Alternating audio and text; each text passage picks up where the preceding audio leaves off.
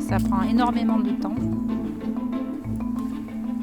Quand on a un cas Covid, on doit donc contacter ce cas Covid et faire le contact tracing, c'est-à-dire avoir le nom des cas contacts. On les appelle et puis on leur explique toute la procédure, tout le protocole qui est mis en œuvre. Plus ils ont de cas contacts et plus ça prend du temps. Voilà, surtout qu'après, on a quand même des chiffres à faire remonter. Donc voilà, il y a tout aussi la partie administrative qui nous prend aussi énormément de temps.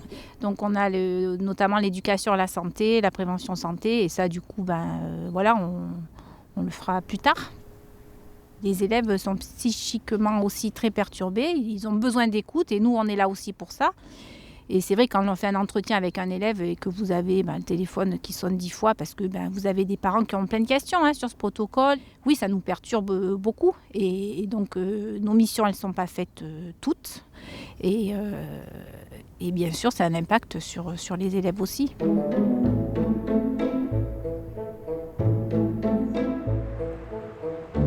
C'est compliqué, c'est très compliqué.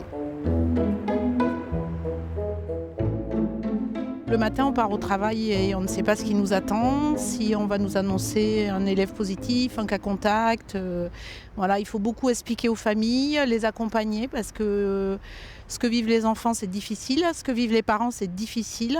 Et donc, c'est beaucoup d'accompagnement, donc du temps au détriment du temps de classe, parce que les journées font 24 heures, donc il faut gérer.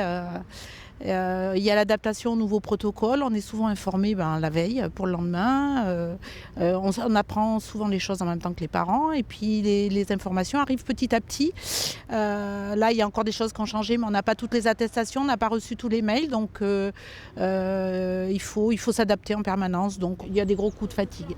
Et je plains beaucoup les enfants et je leur dis très régulièrement qu'ils sont très courageux parce que c'est pas l'école comme on voudrait qu'elle soit.